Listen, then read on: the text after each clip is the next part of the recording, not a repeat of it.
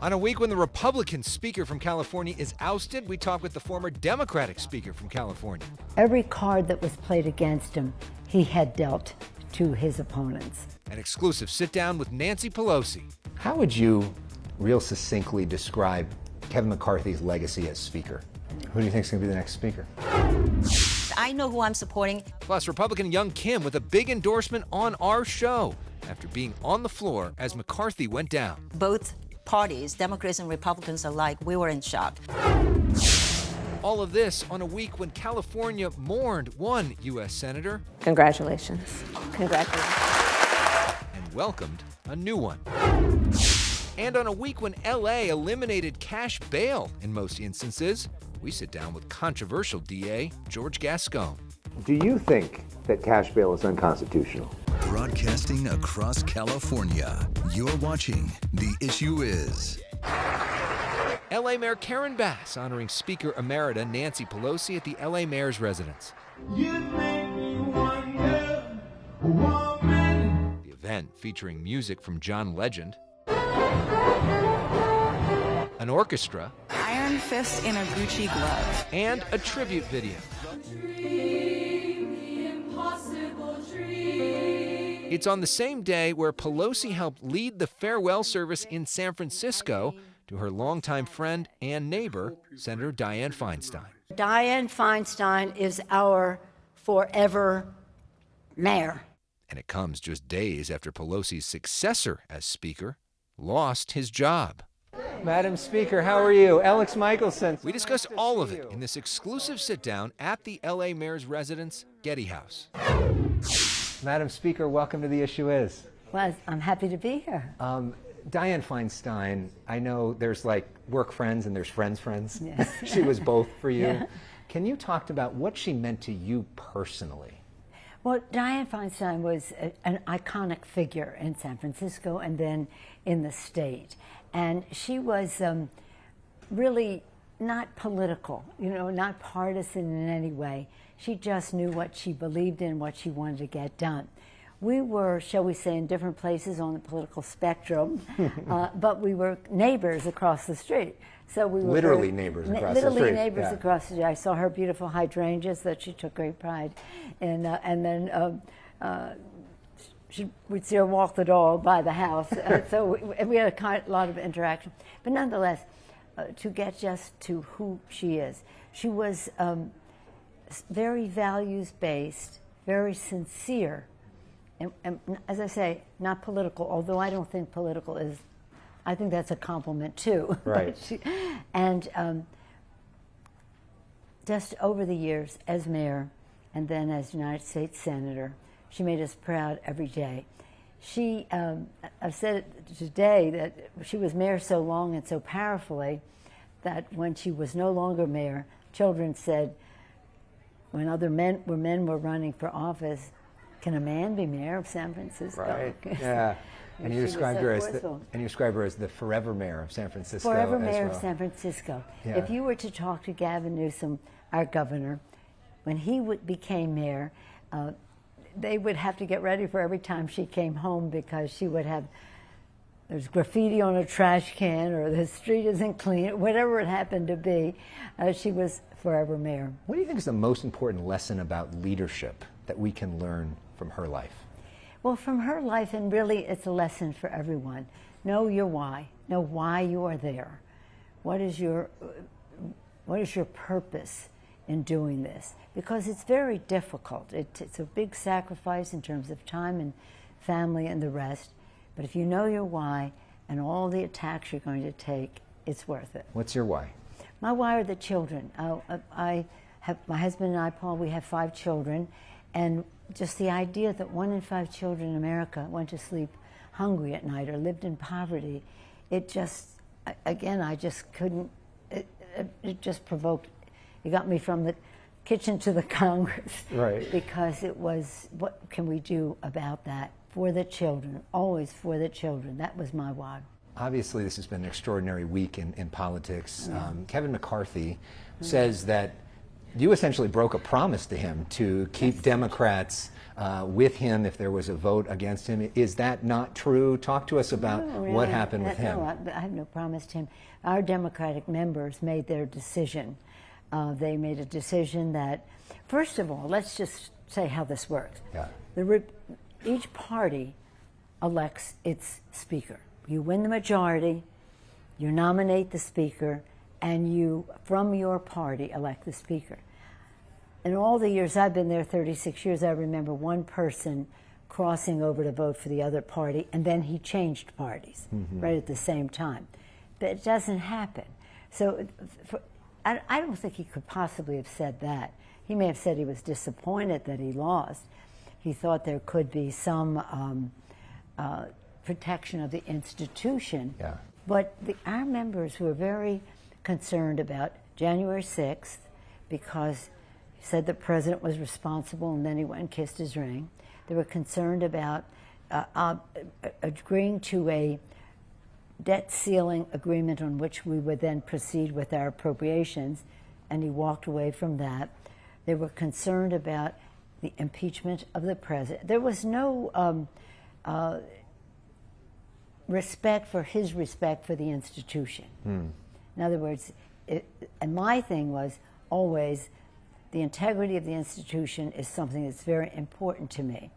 But if you don't respect the institution, then don't expect us to bail you out. What do you make of his move to move you out of your office? Essentially, the first thing that happens, they move you out of your office. I don't know if he did or the new, whoever did it. That's so incidental. I'm more concerned about the fact that they're trying to cut 30% out of our food for children and women, infant children. I'm more concerned they want to take 70 to 80% out of what we're doing for LIHEAP, low-income energy for mostly low-income seniors. That's what I'm concerned about. The office means nothing to me. How would you real succinctly describe Kevin McCarthy's legacy as Speaker? The incredibly shrinking speakership. He did that to win the votes, took 15 votes, and obviously he was making promises along the way that were very hard. Every card that was played against him, he had dealt to his opponents. But I'm not here, I don't spend a whole lot of time talking about him or the former occupant of the White House.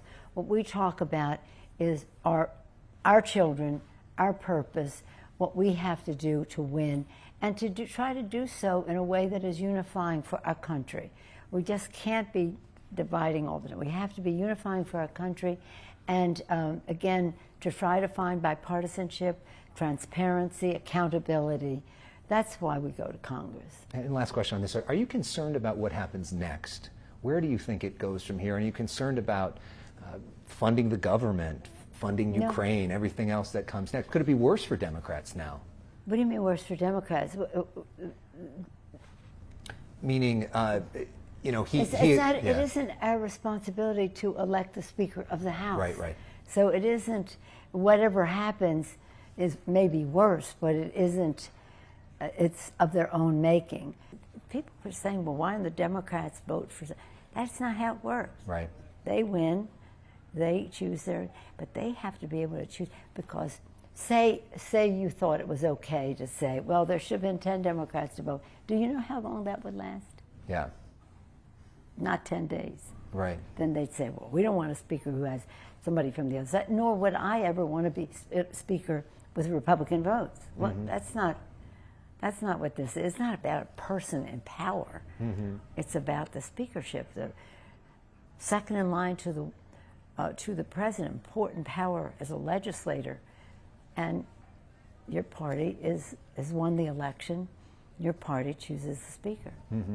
The Ukraine situation is something that is so irresponsible for them to walk away from. The Ukrainians have been so courageous for their own democracy, but they're fighting for our democracy and all democracy as well. The rape, the kidnapping, the rest of that has happened by the brutality of the Russian soldiers at the direction of Vladimir Putin. So this is a real assault on our children, our decency, our democracy, and the rest. And we have a moral responsibility to make sure we're doing our share, as the other countries are doing their share. Who do you think is going to be the next speaker? I don't know. I don't think anybody knows. Yeah. One would think the next person in line, Steve Scalise, he's the leader, the number 2 person. He's highly respected in his community and in the Congress. And lastly, tonight you're celebrated by Mayor Karen Bass, who I know is a good friend of yours. What does she mean to you, and what does this honor here tonight mean to you? Well, for, the honor that Karen Bass is bestowing on me this evening is, it's so much. I'm like, Karen, why are you doing this? Well, because you did this, that, and that. Karen Bass is a remarkable figure. I know that the people of Los Angeles know that they elected her mayor. But I can tell you from the standpoint of watching her legislate and lead in the Congress of the United States, we're talking about a very special person. And so for her to be honoring me in this way just is overwhelming to me. And I accept it on behalf of all of my members who made everything possible. It's not about me, it's about us. But I'm so happy for Los Angeles that they have such a... I tell her that. I say, you know, my father was mayor, my brother was mayor, so I know about the job that mayors do. Sure. And I said, most people know who the President of the United States is and who the mayor is of their city or town. The rest of us are sort of in a fog somewhere in between there, but they know who the mayor is, and that they would choose her, and she has built this rapport with them, and then the rapport with the other mayors. Just see the synergy of all of that. This is a leader where you have a vision about where you want to take your city and your knowledge of the issues that are challenging, whether they're homelessness or hunger, whatever it happens to be, and a strategic thinker about how to get things done, how to bring people together, and then the values of it all. That's Karen Bass. She's a leader. Well, I know she loves you. I love her. And it means a lot for her that you're here tonight, and it means a lot for us that you're on our show. I appreciate Thank you so much, Thank Madam you. Speaker. Thanks My for your pleasure. leadership Hopefully and I'll service see you to our another country. time. Thank you. you very much. Thank you so much. Up next, the Republican view from Congresswoman Young Kim in our studio. But we go to break with music from that Pelosi celebration in Hancock Park. Here's John Legend. When I'm lost, when I'm low, how do you always know? Always right there to save me at the end of my road. I made history, didn't I? Bakersfield's Kevin McCarthy did make history this week as the first Speaker of the House ever to be ousted by his colleagues when 8 Republicans joined every Democrat to vote him out. Joining us now in studio to talk about that is a member of the Republican Congress, Congresswoman Young Kim from here in Southern California. Welcome back to The Issue Is. Thank you, Alex. Thank you for having me. Take us inside the caucus, because we saw publicly Patrick McHenry's anger as he just put the gavel down. We know he's very close with Kevin McCarthy. What was it like inside there, and were there people screaming at each other? Well, instead of screaming at each other, you saw when the gavel came down and when the vote actually took to pass the motion to vacate, there was dead silence. I mean, I was in the room and I could hear the pin drop because both parties, Democrats and Republicans alike, we were in shock. We never thought that we will come to this point. For what? For putting country first? And so can you blame Patrick McHenry for being upset and frustrated? Because as I am too, and we really need to get back to governing, and that means we need to put our house in order, get past the politics, stop playing politics right now, because politics doesn't give us anywhere. And we need to start governing, and that's what I'm focused on right now. What did people say to Matt Gaetz in that meeting? I wasn't at the place, because look where Matt Gaetz was standing. He was among the Democrats.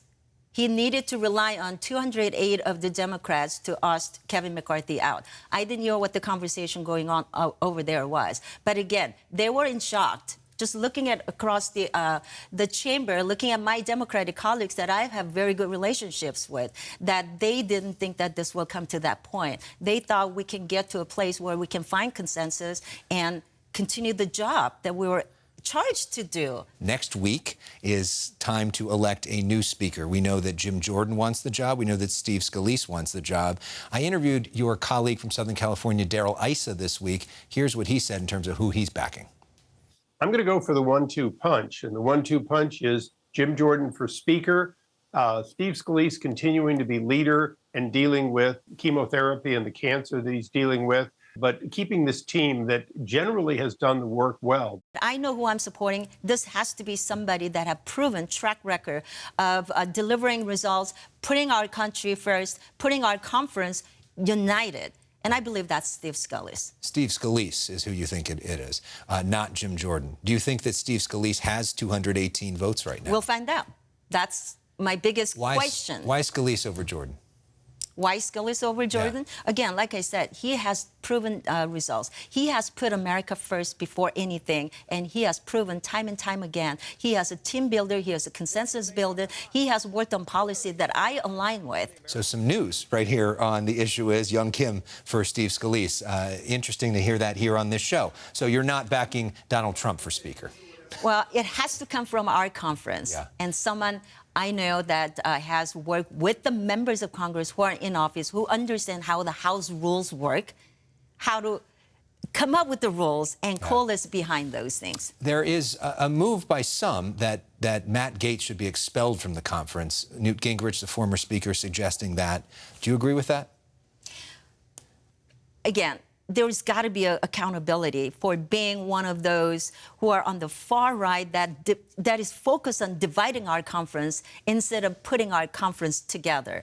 All options should be on the table to discuss that matter, but that is not up to me. Be clear, you would be open to the idea of expelling Matt Gaetz, it sounds like. Well, somebody has to do more than just slapping on the face and say, that's bad, don't do it again. Yeah. We got to make sure that doesn't happen again and one of the criteria that I would like to see is obviously we need to change the House rules so that not one person can bring the motion to vacate as we've seen.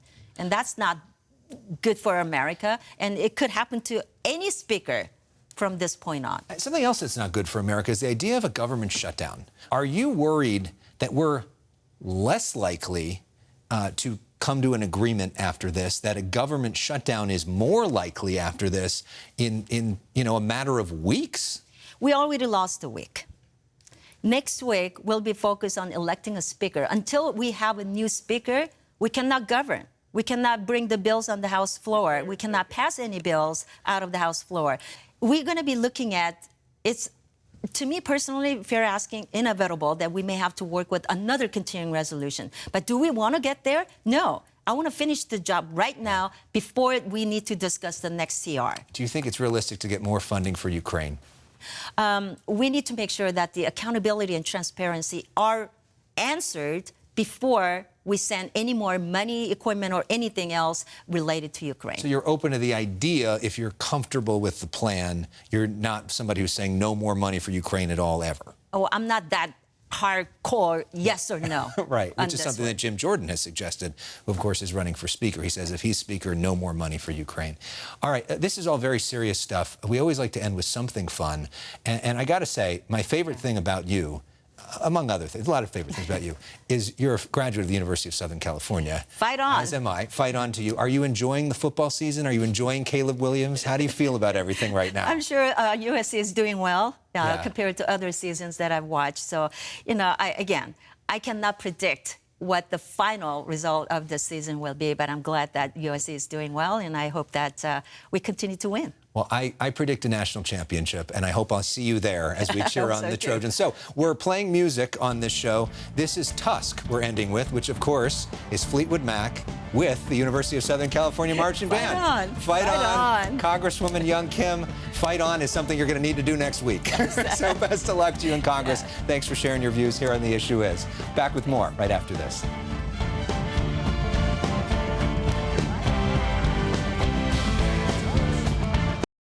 Do you think that cash bail is unconstitutional? You know, I believe that how much money you have in your bank account should not determine whether you're going to get out or not. So is that a yes? Do you think that I cash bail is personally believe unconstitutional? that cash bail is unconstitutional.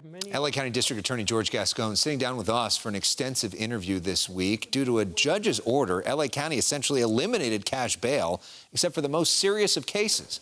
In a clip that's since gone viral, I asked Gascon to respond to critics who say this will make residents here less safe.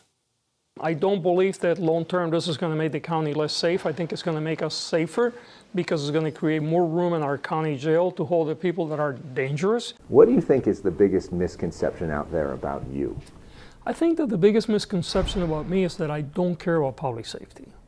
You know, I think people don't know, most people do not know, I was in policing for 3 decades. I've spent most of my adult life thinking about the safety of our community. I care deeply about the safety of our community, and I think that people often, because of what they hear, they say, well, he doesn't care about us, he doesn't care about the safety, and that's so far from the truth. It's so disconnected with what I am, what I do, what I believe. Why do you think that perception exists? Look, politics are brutal. You can watch the full interview right now at youtube.com/Elex Michelson. And you can listen to extended conversations with all of our guests, including George Gascon, streaming right now by searching for The Issue Is, wherever you stream your podcasts. We'll be right back. I will. Congratulations. Congratulations. LaFonza Butler, sworn in as California's newest senator this week after a career fighting for women's rights and union rights in non-elective offices. The big question going forward, how will Senator Butler impact the upcoming race for that seat? More on that next week on The Issue Is, but we wrap things up this week with a somber image from San Francisco of Senator Feinstein's casket lying in state. Feinstein's longtime dear friend, Nancy Pelosi, escorting Feinstein's daughter to pay their respects. This is all inside a city hall that meant so much to all of them. Thanks to you for watching, and our thanks to Senator Feinstein for decades of service to the Golden State. We'll see you next week.